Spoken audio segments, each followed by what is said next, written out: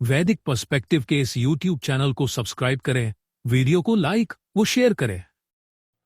ओम परि यदेन्द्र रोदिसी उभे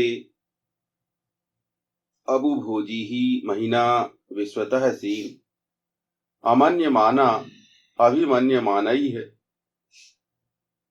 निर्ब्रह्म भी है अधमो दस्युमिंद्र। सर्वतः जो इंद्रियों को वश में करने वाले ने आकाश और पृथ्वी दोनों में भोग किया, महिमा पूर्वक सर्वतः सुख प्राप्ति है। नहीं मानने वालों को अभीष्ट शिक्षा दी, मानने वालों द्वारा निरंतर वेद मंत्रों द्वारा। अधम दस्यु को इंद्रियों को वश में करने वाले ने। ये ऋग्वेद के पहले मंडल के 33वें सूक्त का 9वां मंत्र है। तो यहां दृष्टिकोण का अंतर आ जाता है। अगर ईशान से प्रतिफल चाहिए तो हर व्यवहार ईशान के हिसाब से करना पड़ेगा, हर व्यवहार वेद के अनुसार करना पड़ेगा,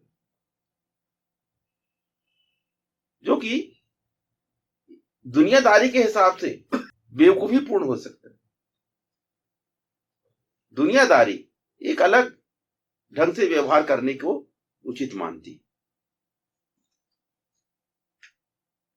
तो एक दुनियादार व्यक्ति जो कुछ अपने जीवन में करता है, एक ईशान का आज्ञाकारी अगर वही करता है, वो भी वही करता है, तो वो ईशान का आज्ञाकारी नहीं, वो दुनियादार ही है। क्योंकि बहुत सी बातें दोनों जगह समान है, बहुत से व्यवहार दोनों जगह समान है। बहुत से व्यवहार ऐसे हैं जो वेद भी कहता कि करिए और दुनिया भी कहती है कि करिए। तो अगर हम उन नियमों का पालन कर रहे हैं, हम वहां समानता लेके चल रहे हैं और हम सोच रहे हैं कि हम ईशान का आज्ञाकारी हैं, हम अपने विषय में गलत निर्णय ले रहे हैं। क्योंकि यहां निर्णायक ऐसे मुद्दे नहीं है जो दोनों जगह उभयनिष्ठ नहीं। हिंदुत्व का निर्णय, ईशान के आज्ञाकारित्व का निर्णय उन विषयों पर होगा जो वेद कहता है कि करिए और दुनियादारी कहती कि मत करिए। वेद कहता है ये पुण्य है और दुनिया कहती है कि ये पाप है, या वेद कहता कि ये पाप है और दुनिया कहती कि ये पुण्य है। तो जहां ये ऐसे मुद्दे हैं जो कि जहां दोनों में अलग अलग दृष्टिकोण है, क्योंकि दुनियादारी में जो कुछ प्रचलन में चल रहा है उनने वेद पढ़े नहीं। वेद पढ़ने लग जाए तो उनकी भी समझ जो है धीरे धीरे जो है वो सुधरेगी। फिर लोगों को लगेगा कि ये करने से ज्यादा फायदा हमारा। असल में क्या होता है कि कोई भी आदमी जो व्यवहार करता है वो अपने फायदे के हिसाब से करता है, पर सवाल यह है कि हमारा फायदा किसमें है और किसमें नहीं है। इस विषय में जो हमारा ज्ञान रहता है, जितनी हमारी बुद्धि है उतना रहेगा। तो हर किसी की स्टेज अलग अलग है, ज्ञान की स्टेज अलग अलग है। वेद एक अलग दृष्टिकोण प्रदान करता है, उसमें ज्यादा हित है, किंतु लोगों को वो पता नहीं क्योंकि वो प्रचलन में नहीं। तो हम एट ए टाइम हम अपना ज्यादा हित कर सकते हैं वेद के अनुसार चल के, पर क्या है कि हम वेद के अनुसार चलते नहीं, क्योंकि हमारे आसपास वो माहौल नहीं। हमको लगता है कि हम ज्यादा अच्छी तरह से चल रहे हैं दुनियादारी के हिसाब से और हम दोनों जगह मैनेज करने की कोशिश करते हैं। किंतु ये जो मैनेजमेंट है, ये मैनेजमेंट ईशान का आदेश पालन नहीं। हम छांट छांट के ऐसी चीजें कर रहे हैं और बाहर भी चलती हैं।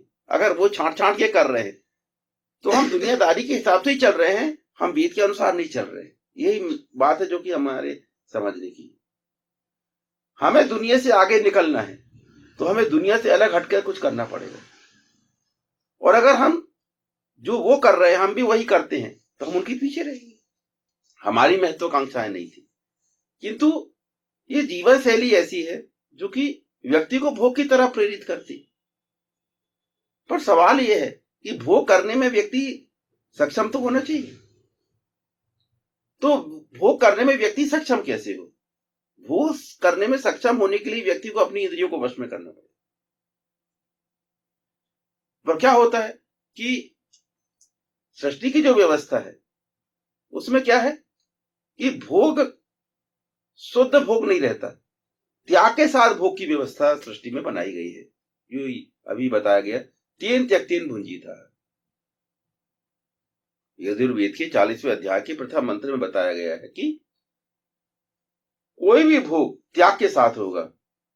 जैसे आपको कलेक्टर बनना है तो आपको पढ़ाई करना पड़ेगा, ग्रेजुएशन करना पड़ेगा, आईएएस करना पड़ेगा। आईएएस आप पास कर लोगे तो आप कलेक्टर बनोगे। इतना जो समय आप दे रहे हो निर्माण में, वो है आपका त्याग। वो त्याग करोगे तो आप भोग कर पाओगे, फिर कलेक्टर, फिर आप जिले के प्रशासक, अगर जिले में पोस्टेड हो गए तो जिले के प्रशासक।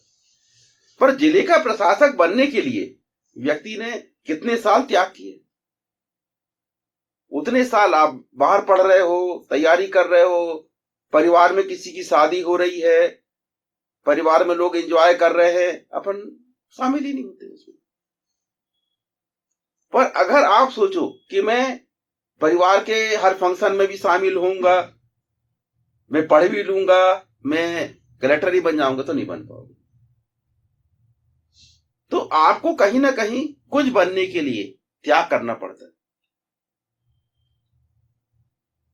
और ये जो त्याग और भोग है वो हर जगह का अलग अलग है, हर व्यवस्था में अलग अलग है। हर व्यवस्था त्याग की भी मांग करती है और भोग भी प्रदान करती है। दुनिया में कोई व्यवस्था ऐसी नहीं है जिसमें केवल भोग ही भोग। लगता है कि ऐसा संभव है, पर ऐसा संभव नहीं है, क्योंकि त्याग और भोग ये सृष्टि का नियम है। त्याग पूर्वक भोग ये सृष्टि का नियम, ये बात समझने की है। ये सृष्टि का नियम है भाई, त्याग पूर्वक भोग। ये कोई हम नहीं बता रहे, या ये कोई हम इसको निश्चित नहीं कर रहे, या हम इसको रूल आउट भी नहीं कर पाएंगे। हम ऐसा नहीं कर सकते कि इस व्यवस्था को खत्म कर दें। हमको भी इसी व्यवस्था को मानना पड़ेगा। अगर हर व्यक्ति इस बात को मान जाए तो वो ज्यादा प्रगति कर पाएगा। तो ये क्या है कि वही है कि आपको निश्चित करना पड़ता है कि मुझे किस समय क्या करना है। घर वाले वो अपनी समझ से बोलेंगे, उनके लिए जो महत्वपूर्ण है वो उस हिसाब से सलाह देंगे। पर अपने को तो देखना पड़ेगा ना कि भाई मेरे इस व्यवहार के पीछे मैंने कितने साल अपने लगाए हैं। ऐसी परिस्थिति रहती है, आ भी सकता है व्यक्ति, कई बार नहीं भी आ सकता है व्यक्ति। चीजें जो हैं वो तय इस बात पर होती है कि परिस्थिति कैसी है। परिस्थिति अगर हमें अलाउ कर रही है तो हम फिर दूसरे कामों में भी शामिल होंगे, पर परिस्थिति अलाउ नहीं कर रही है तो नहीं शामिल होंगे। ऐसा है। तो रहो, चाहे बाहर रहो, कहीं भी रहो, पर जीवन में कुछ पाने के लिए कुछ खोना पड़ेगा, या कुछ बनने के लिए आपको परिश्रम करना पड़ेगा। क्योंकि परिश्रम का अलावा कोई मार्ग दूसरा है। पर सबका अलग अलग अपना अपना ढंग है। अलग अलग ढंग से परिश्रम करने और अलग अलग ढंग से भोग करना लोग सिखाते हैं।